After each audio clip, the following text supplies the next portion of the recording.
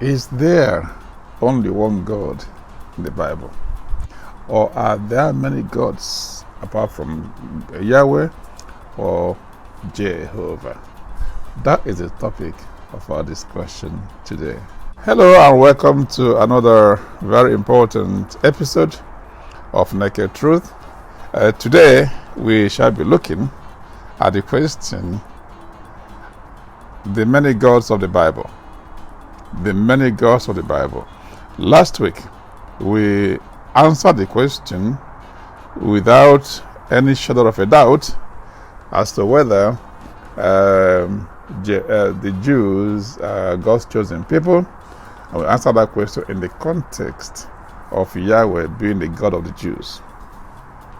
Today, we are examining in the first part of many videos the question of the many gods of the Bible.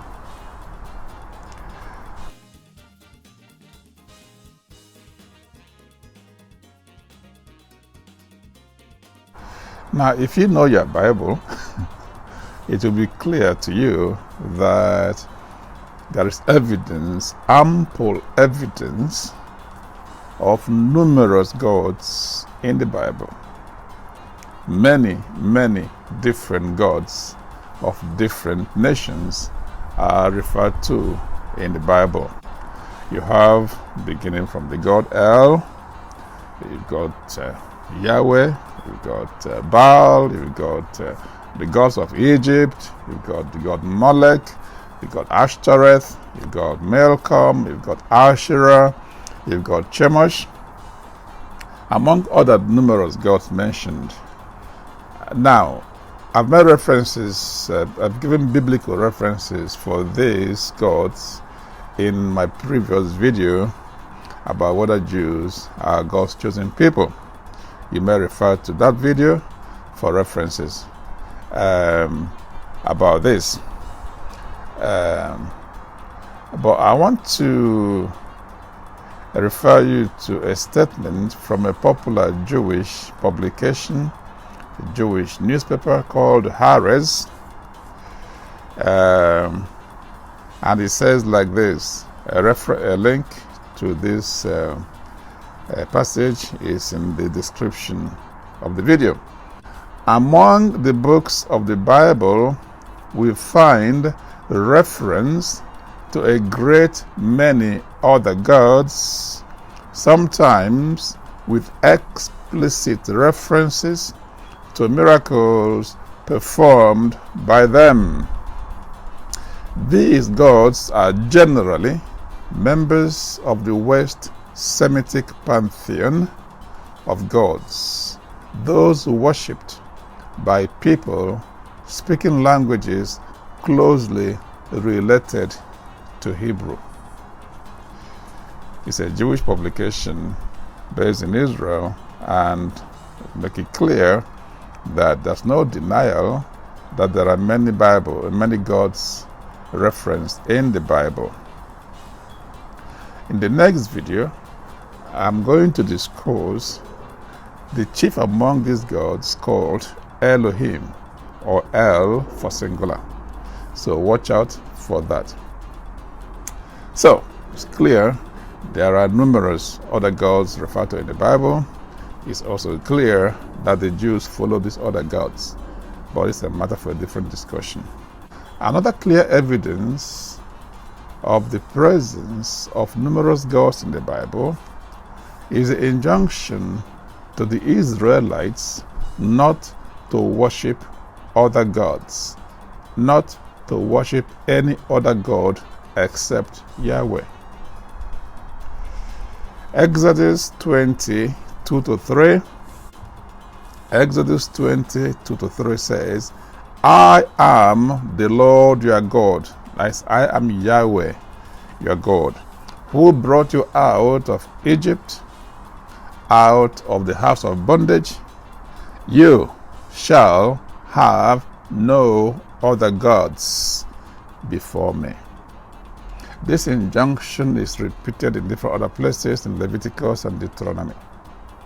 If there was only one God in existence, in the Bible, there will be no need at all to caution the Jews against worshiping any other god. That will simply be of no consequence and totally unnecessary.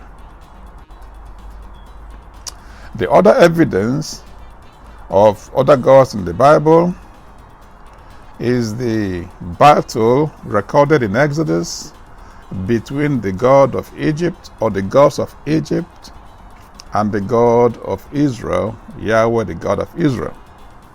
You know, of course, about the story of the Exodus, how Moses went to Egypt to bring back the people of Israel from Egypt.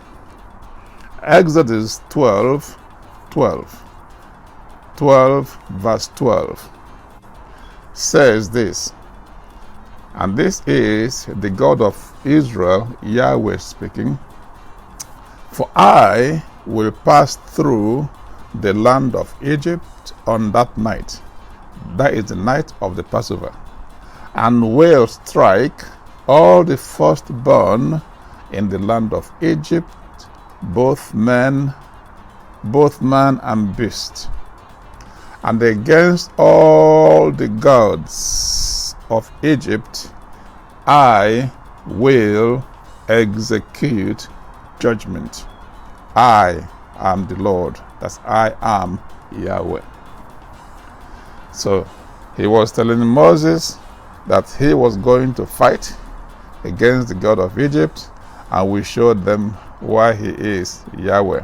And of course, if you remember the encounter between Moses and Aaron on the one hand and Pharaoh on the other hand, the Bible says that they call them the magicians of Egypt. So basically, the priests of Egyptian religion were able to perform or replicate the miracles or the wonders performed by Moses with his rod. So what they do, the Egyptians will repeat, until he now says, okay, now I am going to show them, Pepe, I'm going to show them why I'm superior. I'm going to kill their firstborns.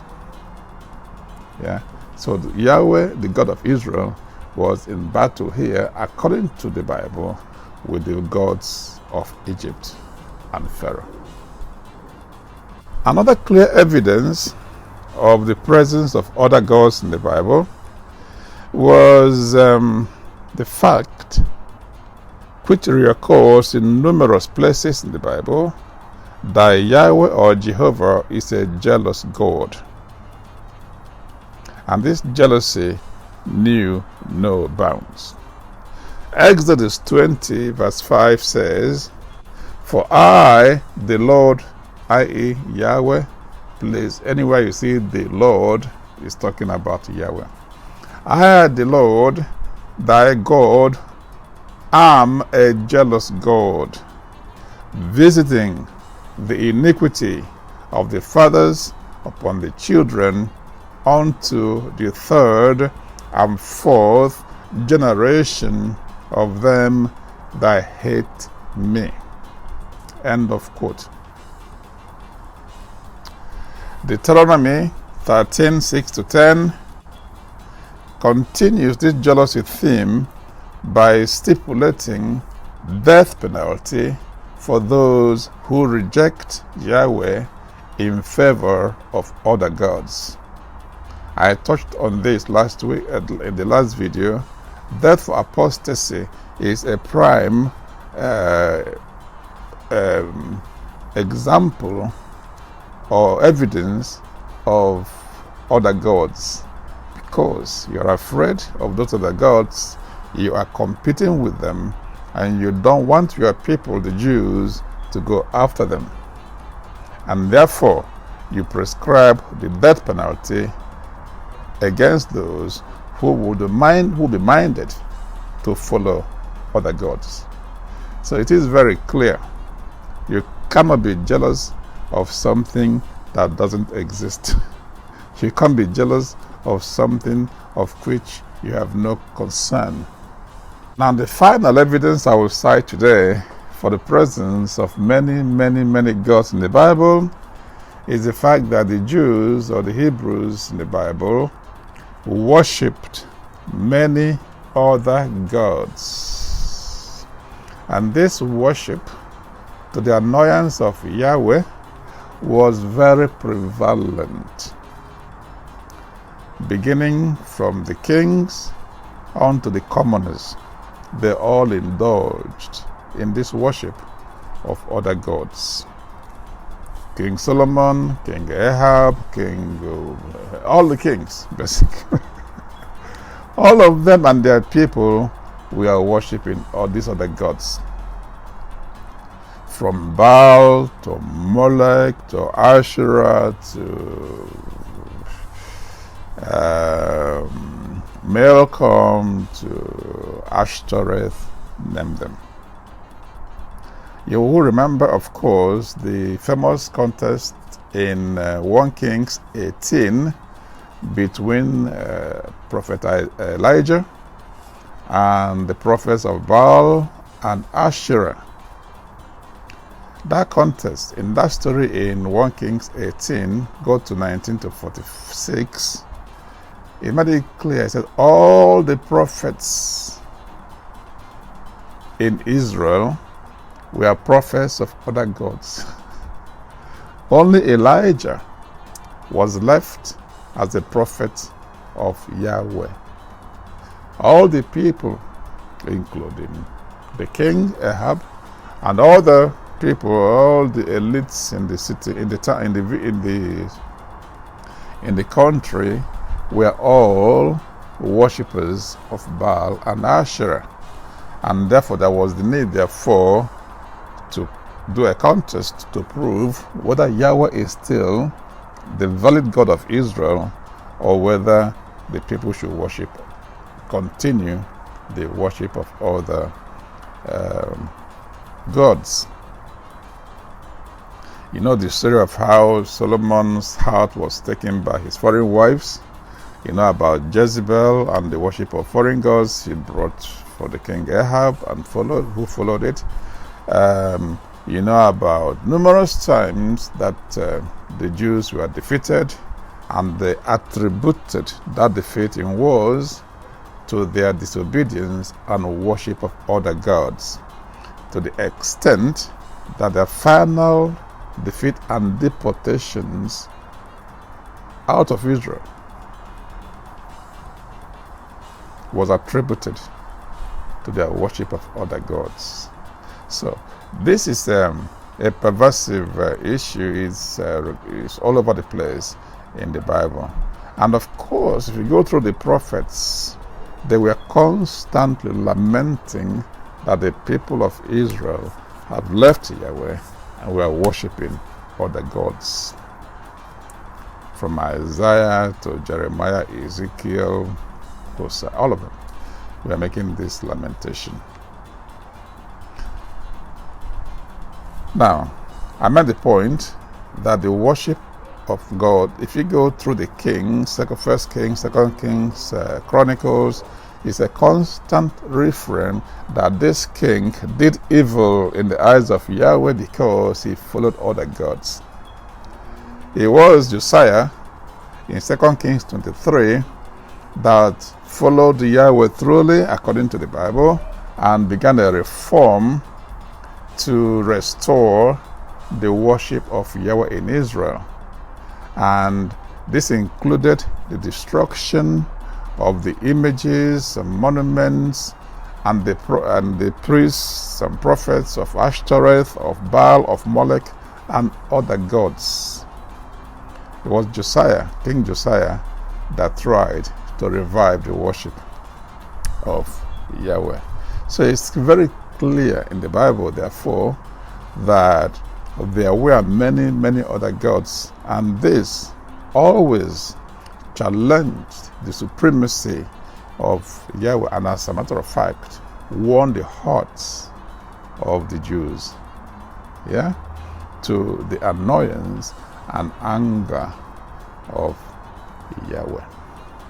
In the next couple of videos, we are going to discuss the God Yahweh himself, and probably we may find the reason why the Jews were always running after other gods.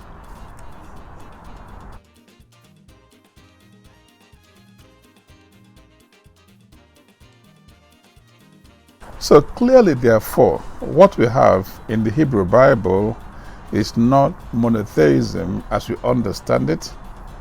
Instead, we have what is known as henotheism. Henotheism. Now let's examine the meaning of that before I explain further. Now, according to the dictionary, henotheism means adherence to one particular god out of several, especially by a family, tribe, or other group. Adherence to one particular god out of several, especially by a family, tribe, or other group.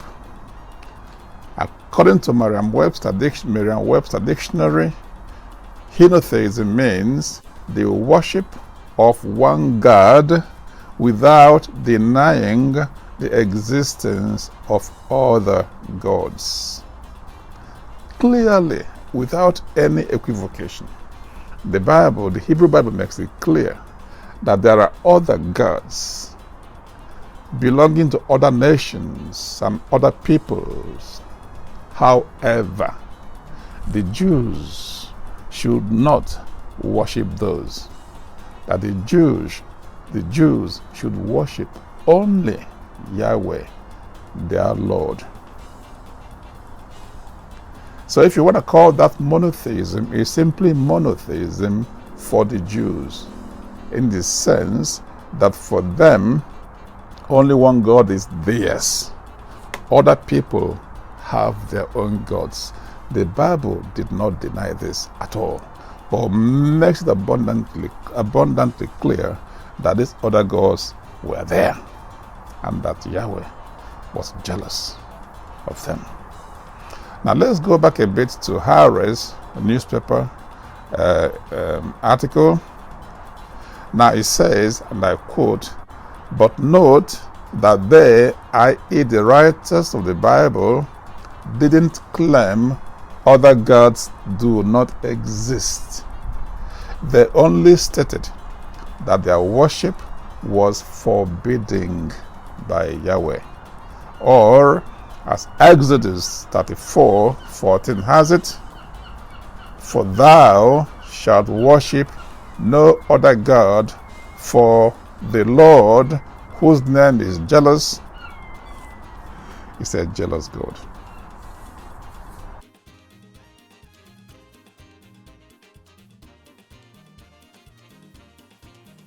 Okay, so then how did we come upon this concept of Yahweh or Jehovah being the only God? How?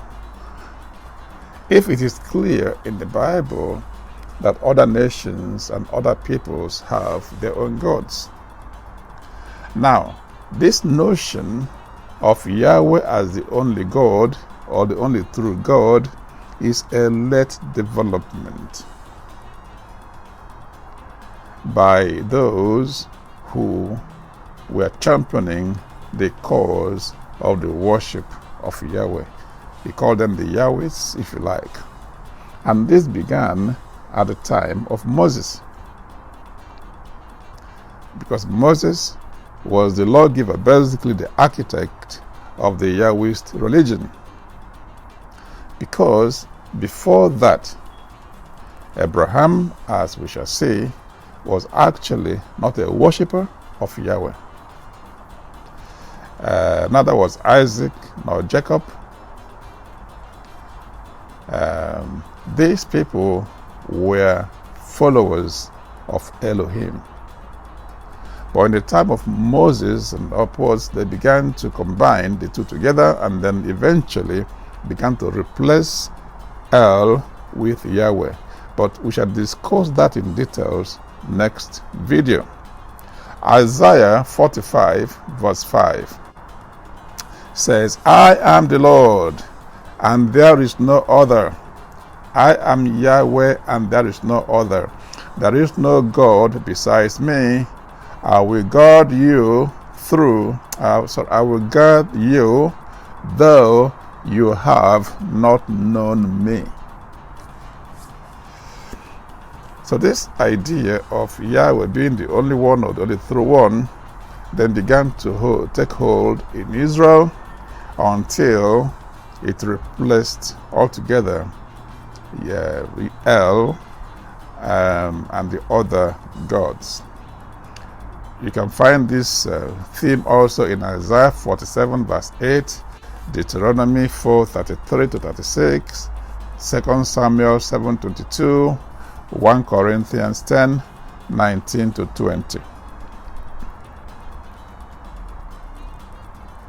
Now, as the Harris newspaper article put it, and I quote, the historic books of the Bible were written. Now, what are the historic books? Beginning from Exodus, yeah? And then the Kings and Chronicles and all the other so-called historical books were written by a, quote, Yahweh only party, and are thus keenly critical of the worship of other gods in Judah. Still, it is clear from the description that polytheism was the norm in the first temple period.